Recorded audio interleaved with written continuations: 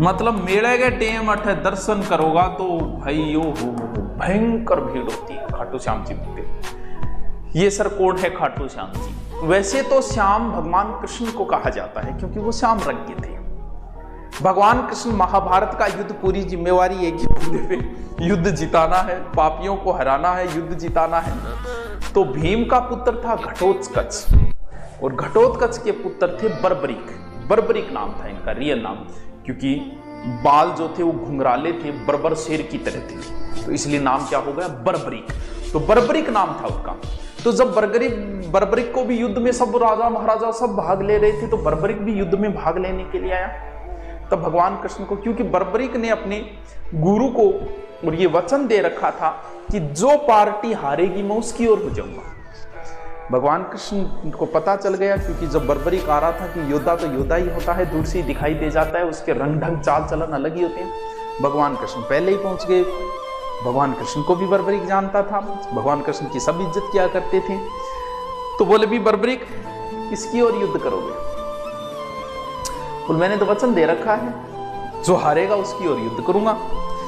तो बोले अच्छा, तो मतलब पहले मान लो, और पता ही था कि कौरव हारेंगे, कृष्ण को पता ही था भगवान को। तो बोले मान ले पहले कौरव हार की ओर होंगे, ठीक है, तो उनकी ओर जाके मिलेगा। मिलते ही कौरव जीत की ओर हो जाएंगे, पांडव हार की ओर हो जाएंगे। अब बता हार की ओर कौन? बोल पांडव। तू भागकर पांडवों की ओर आके मिलेगा। फिर कौरव हार की ओर चले जाएंगे, क्योंकि तू जिसकी तरफ होगा वही जीतेगा। ऐसे तो करके लास्ट में तू एक बचेगा। अरे यार ये कैसा वचन दे दिया तूने अपने गुरु को। तो बात तो सही है।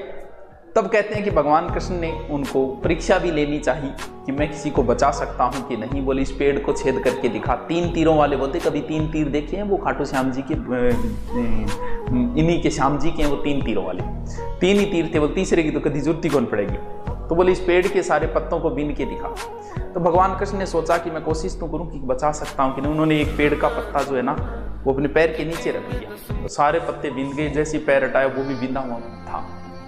तो उसे लगा कि मुश्किल है, तब इसे वचन में उनका शीश मांग लिया था।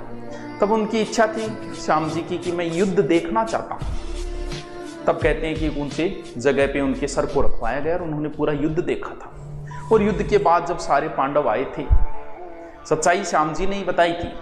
तो पांडव बड़े घमंड के अंदर थे। अर्जुन बोले मैं बिन सल्टा दी, और कर्ण ने सल्टा दी, और जयद्रथ ने सल्टा दी, और भीम के मैं सोसवान सल्टा दिया। तब भीष्म को मैंने सैया पे सुला दिया, द्रोण को, और घमंड हो रहे हो। तब कहा कि बताइए युद्ध में सबसे वीर कौन लगा आपको? श्याम जी से पूछ लिया पांडवों ने, क्योंकि उनको तो अपने पे घमंड था कि हमने युद्ध जीता है। बोले क्यों बावड़ी बात करो, मैंने युद्ध दिव्य दृष्टि से देखा है, और इस दिव्य दृष्टि में सब जगह भगवान कृष्ण का ही सुदर्शन चल रहा था, तुम कुछ नहीं कर रहे थे। तो युद्ध जो है वो कृष्ण ने जीता था, कृष्ण ने जिताया था भगवान ने युद्ध। तो कहते हैं कि वही श्याम जी जो है उनका शीश का आता है, वही श्याम जी पूजे जाते हैं।